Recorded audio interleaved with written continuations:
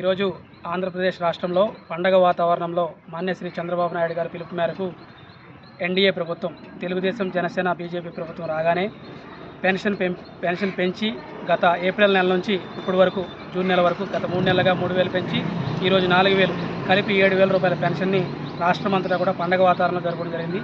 ప్రతి ఒక్క చోట సచివాలయ సిబ్బందితో పాటు తెలుగుదేశం పార్టీ కార్యకర్తలు కుటుంబ సభ్యులు అందరూ కూడా ఈ పొద్దున్న 6 గంటల నుంచి కూడా ఇప్పటి వరకు నిర్విరామంగా ప్రజలకి లబ్ధిదారులకి అందరికీ కూడా పెన్షన్ పంచడం జరుగుతుంది.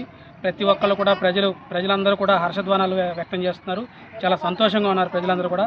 ఏ ఒక్క వాలంటీర్ వ్యవస్థ లేకుండా వాలంటీర్ని వినియోగించకుండా కేవలం సచివాలయ సిబ్బంది సహాయంతో కార్యకర్తలు తెలుగుదేశం పార్టీ కుటుంబ సభ్యులు 3 గంటల సమయానికి ముస్నూరు సచివాలయం 1 ముస్నూరు సచివాలయం 2 పరిధిలో 70% పెన్షన్లు పూర్తి చేశారు.